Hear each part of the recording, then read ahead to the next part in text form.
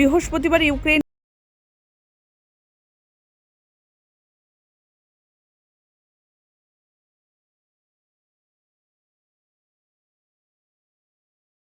পর পশ্চিমা দেশগুলোকে হুঁশিয়ারি দিয়ে তিনি বলেন, পশ্চিমারা যদি তাদের সরবরাহ করা অস্ত্র ইউক্রেনের মাধ্যমে রাশিয়ার ভূখণ্ডে আঘাত হানতে ব্যবহার করে, তবে রাশিয়া পাল্টা হামলা চালাবে।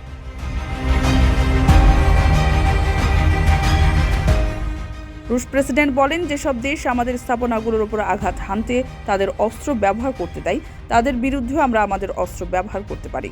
এর আগে যুক্তরাষ্ট্র ও যুক্তরাজ্যের সরবরাহ করা দূরপাল্লার ক্ষেপণাস্ত্র দিয়ে সম্প্রতি রাশিয়ার গভীরে হামলা চালায় ইউক্রেন।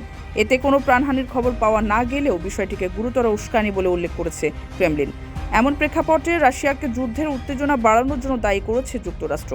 হোয়াইট হাউসের মুখপাত্র কারেন জেন পিয়েরে বলেছেন, রাশিয়া যেখানেই সুযোগ পাচ্ছে সেখানেই উত্তেজনা বাড়াচ্ছে।